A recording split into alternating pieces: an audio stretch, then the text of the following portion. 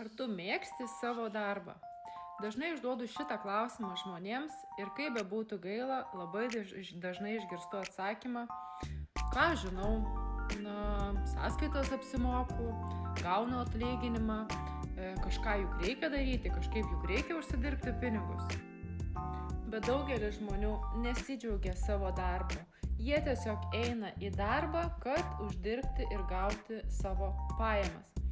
O ar nebūtų smagu daryti darbą, kuris tau būtų malonus, kur tu galėtum leisti laiką su pozityviais, motyvuotais žmonėmis, kur kompanija tave vertintų ir tave skatintų dovanodami tau prizus, keliones, automobilio bonusus ir be abejo labai geras pajamas.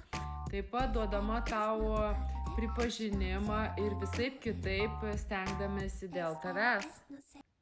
Jeigu tai tau skamba per daug gerai, kad būtų tiesa, tai taip nėra.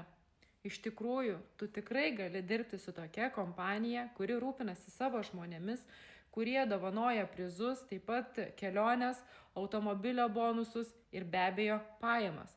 Tai jeigu tau aktualu ir tu norėtum sužinoti daugiau, susisiek su manimi ir aš tau padėsiu tai padaryti.